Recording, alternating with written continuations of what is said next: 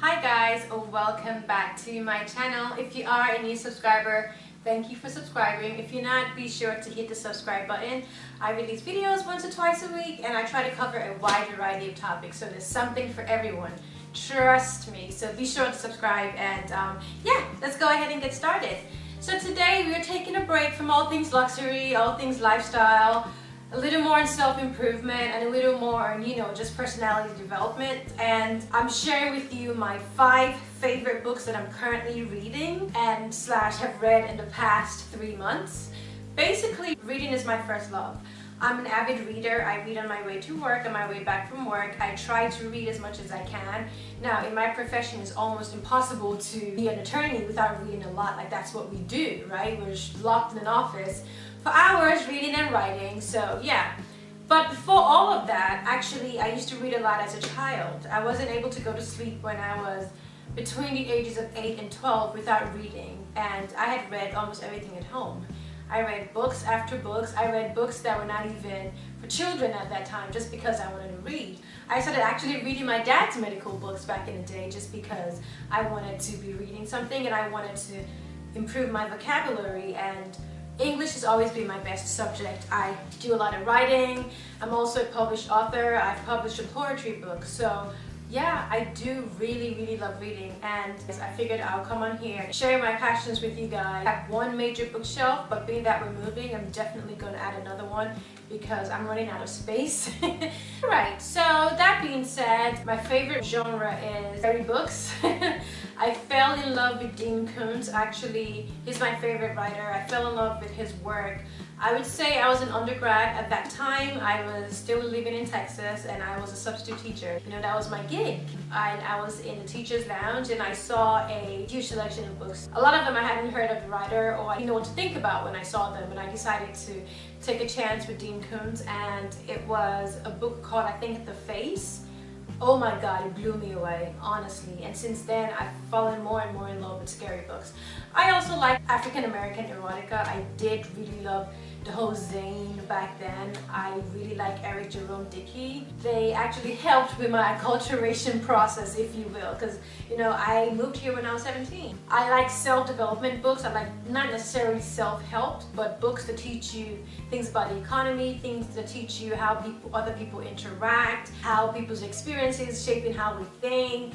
And many books like that, why they're not high up there in the entertainment value, they also just open your eyes as to, wow, what's going on, how life actually works, and what society thinks about XYZ. So I think it's really important to share your thoughts and things like that, and I figured, why not? I'm doing more and more YouTube videos now. I'm having a greater following, which is amazing. Thanks to you guys. Thanks for each and every subscriber. So I figured I'll share with you guys the books that I'm reading now. I also really love Jackie Collins. Oh my god. I knew everything about Hollywood while I was still like a teenager just from her books. Like, not necessarily anything, but you know what I mean. Like the backstory and the affairs and the drugs and the sex and all that crazy stuff from Jackie Collins. She had it down packed. So my love for reading continued all the way through law school. And then in law school we had to study obviously a lot. Sometimes we had to study 200 pages easily before class the next day, just because we have to do your reading before class. So there's no way you're able to do any kind of reading for leisure at that time. Some people still snuck it in, but I was more focused on getting through this phase of my life because I knew that it's not forever, and there'll be time for everything. There'll be time where I'll have time to read. So while I was in law school, I kind of like paused back, with reading as much, but I kept my tripartite relationship with those 3 magazines, Essence Magazine, Vogue, and Forbes. Always kept reading those. I never ever stopped reading those. And then after law school, it took me about 6 months to slowly ease back into reading books because I'd read so much and studied so much for the bar exam. But anyway, that's the background story. So now let's go ahead and get started on each and every one of these books. So I mentioned Koontz earlier. This is a book called The Watchers. This was released when? Let's see, 2010. So yeah, this is Koontz, Watchers. His books are scary and they usually involve animals. He's the one that made me fall in love with golden retrievers, just how he always describes them and how he still talks about his supposed supernatural capacities or whatever. But his books usually center around an impending doom somewhere and like a dark entity from somewhere trying to bring the world down, and then there's an animal with an unassuming person who finally comes together to prevent that. So that's usually the theme. A lot of times it's more deeper and darker. So I just started this book. I can't wait to finish it. It's amazing. I usually devour my books and I take my time. As you can see, you may see where I have my highlights and notes. I stop, I read, I highlight, I take notes. You think I'm prepping for trial, basically, the way I read Koontz books. So this is what I am currently reading right now. Now this is the next book that I am going to read when I'm done with The Watchers, and this is from Koontz. Some people say it's Koontz, but I'm West African. I know how to pronounce, odd names. To me, it's Koontz. I could be totally wrong. I could be murdering his name. Maybe he actually pronounces it Tanahisi. Whichever way, it's called The Beautiful Struggle. It's a memoir about his father and his father's interaction with him as a child and his brothers, and how he taught him important lessons about being an African American, child in the post-Jim Crow era. It's really important to understand backstory behind a lot of racial struggles and societal issues that no one really talks about. Koontz has a lot of books that have been on the New York Times bestseller, and I tend to gravitate towards books that have to do with family as well, because I believe that family story is very strong and it's very important. So yeah, this is The Beautiful Struggle. I can't wait to read this book. It's how many pages? Let's see. It's a little over 200 pages, so I can easily devour this. I'm just, I like to take my time with books. But basically, this is my next book, The Beautiful Struggle by Koontz. And then I am going to read this, I guess, either before The Beautiful Struggle or after. But I really feel like I should read this now because I feel like I'm in a bit of a transitional period in my life, And it's called Leave Your Mark: How to Land Your Dream Job, Kill It in Your Career, and Rock Social Media. And it's by Eliza Light. Now, I haven't heard about this writer before. I don't know much about her, but the title was very, very captivating. And a really good review on Glamour magazine, so that got me interested. And I like the fact that it's not just focusing on your career, it's also focusing on things you need to do as a person, how to land your dream job, be your best self, kill it in your career, and rock social media. I am all about that life. I'm all about trying to improve and seeing which areas I can improve and avenues for growth, both in my career and my personal life, social media following, vis-a-vis my blogging, so YouTube. So I'm excited to see what she has to say and how she says it. And then recently I just read Homegoing. This is a heavy book. I love this book. It was my boss who recommended this book to me. She's from Ghana, West Africa. She's her first New York I think this is her first novel actually. It tells the tale of slavery across 8 generations, guys. So we're talking about people all the way from 8 generations, and it covers people when they were living not as slaves in Ghana, and how within those span of 8 generations they came to the United States, and it tells a story about 2 different sisters and how their experiences are totally different.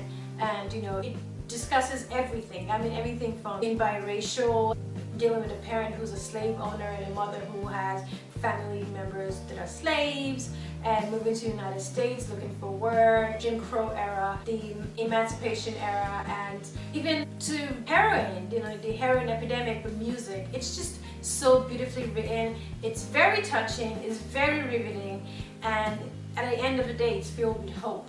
It is fiction and not one of those slave-related books that makes you sad per se. However, it is very thought-invoking, and it just tells the story, because usually we just think of, oh, okay, yeah, people came here as slaves. Unfortunately, it's part of our history, and then years passed, and then slavery was abolished, and then they lived happily ever after. No, there's so much more going on, and this book discusses that across 8 generations. It's an amazing, amazing read. I've seen so many people reading it on the train, and I have actually stopped and told random strangers it's an awesome book, and they're like, I know, right? Like, this is so great, this is so profound. I never thought to think about things like this. But anyway, so that's how cool this book is. So when you get a chance, be sure to check it out.